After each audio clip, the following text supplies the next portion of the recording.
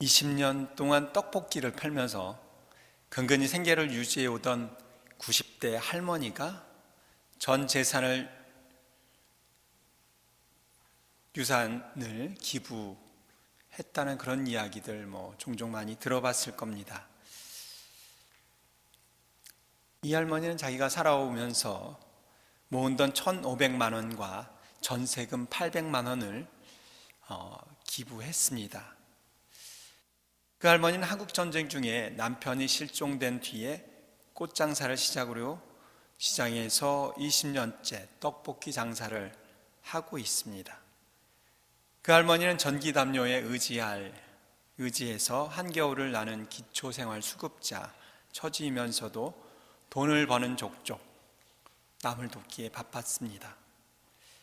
그 할머니의 소원은 여느 때처럼 장사하고 집에 가서 자다가 편히 세상을 뜨는 것이에요.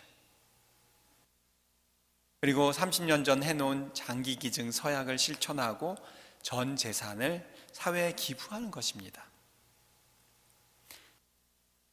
빛도 들지 않는 방에 홀로 지내는 그 할머니이지만 세상을 뜨는 그날까지 자기만을 생각하는 것이 아니라 자기 이외에 다른 사람을 생각하는 그 마음은 누구보다도 더 맑고 따뜻합니다.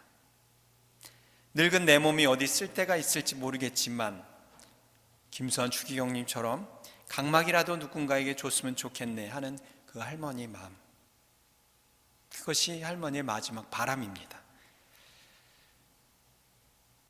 그 할머니가 많은 재산을 가진 것도 아니고 좋은 집과 안정된 직장, 삶을 가지고 있었던 것도 아닙니다.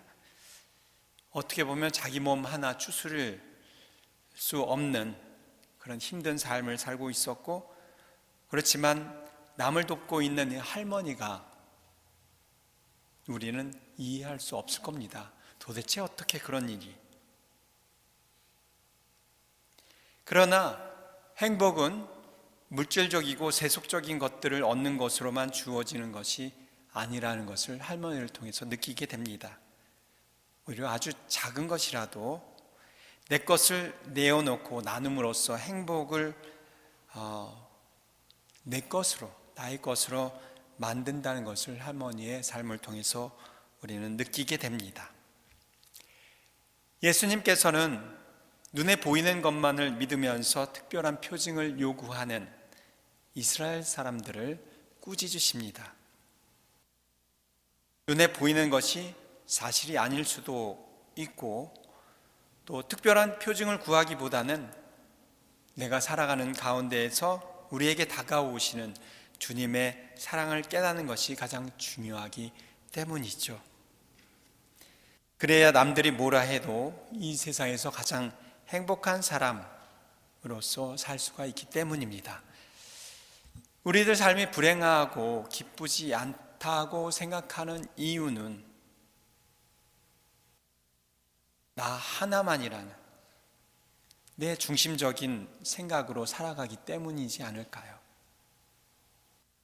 나 하나만 잘 되면 그만이라고 생각하지만 이 생각으로 인해서 더욱더 나를 슬프게 또 힘들게 살 수밖에 없는 것이죠. 왜냐하면 주님께서는 나만을 이 세상에 창조하신 것이 아니라 내가 아닌 이웃 역시 창조하셨기 때문입니다. 함께 어울려 살라고, 잘 살라고 나를 이 세상에 창조하셨기 때문이죠. 따라서 혼자 잘 살면 그만이라는 행동과 생각이 나를 행복하지 못하게 하는 것임을 우리는 잊지 말아야 합니다.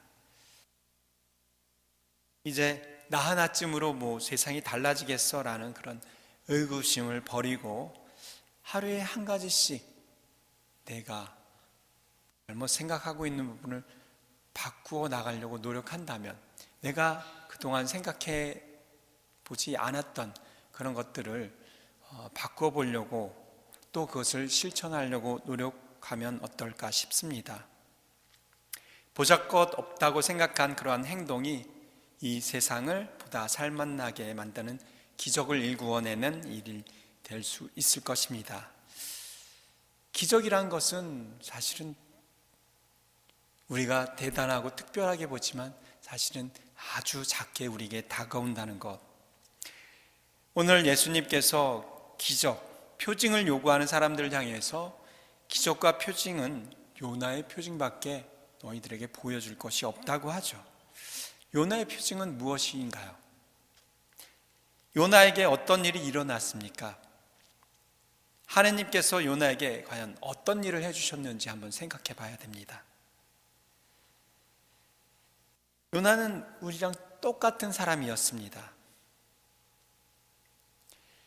아무리 하느님의 뜻이라고 하더라도 본인이 싫으면 하지 않으려고 요리조리 빼고 자기 뜻대로 살아가려고 하는 사람이었죠. 한마디로 자기 좋을 대로 하는, 회개하기 싫어하는 사람이었습니다. 그래서 하느님께서 그에게 고통을 주셨고, 어떻게 보면 고래 속에 들어간 3주 살게 했지만 그 사람을 죽인 것이나 마찬가지겠죠. 그리고 그렇게 죽었다가 다시 살아난 뒤에 자기 마음을 바꾸는 놀라운 일이, 회개가 일어났고, 그 한 사람의 마음이 바뀌어짐으로 인해서 다른 모든 사람들이 회개하는, 정말 믿기 어려운 그런 기적이 일어났습니다. 내 자신 하나가 바뀌면 다른 모든 사람들, 내 주위에 있는 사람들이 바뀐다는 그것이 바로 하나님께서 보여준, 또 예수님께서 보여줄 것이 이거밖에 없다는 기적이란 것이죠. 기적 중에 기적은 회개입니다. 마음을 바꾸는 것. 왜냐하면 마음을 바꾼다는 것, 우리가 쉽게 생각할 수 있지만 힘들기 때문이죠. 하지만 우리 삶 안에서 마음을 바꾸는 일들이 종종 있죠.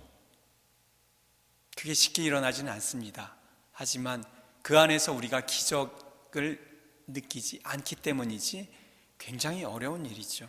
내가 미워하는 사람을 미워하지 않고 정상적인 마음을 바라볼 수 있는 것 쉽지 않습니다.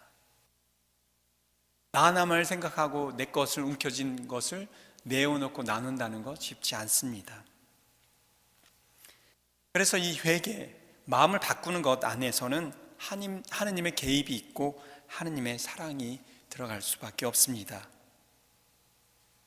하지만 그런 회개의 마음이 있고 회개의 실천을 살려고 한다 하더라도 우린 너무 나약하기 때문에 항상 그 일에 실패하거나 좌절하거나 다시 회개했던 마음에서 돌아설 때가 많이 있죠. 그런 항구함이 없기 때문에 우리는 늘 회개 마음을 청하면서도 늘 그것이 항구하게 지탱이 되도록 하나님께 은총을 청해야 합니다. 그런 회개의 마음과 또 마음을 변화시키고 바꾸는 것은 사실 어렵다라는 부분만이 아니라 힘든 부분이죠. 나에게 고통이 되고 또 상처라기보다는 어떤 힘든 무거운 부분이 될 수 있습니다.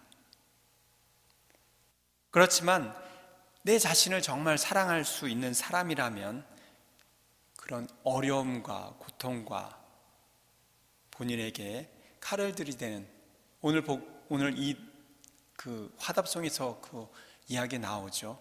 부서진 마음을 하나님께서는 어여삐 여기신다는 것, 마음이 아프다는 것, 마음을 부서뜨린다는 것, 사랑이 있지 않으면 그것을 감수인내하면서 그것을 감행하지 않습니다. 하지만 사랑이 부족하면 내 마음을 부서뜨릴 수가 없죠. 마음을 부서뜨리는 고통과 아픔이 있을 때 진정한 회개가 이루어질 수 있고 그 삶을 실천할 수가 있습니다.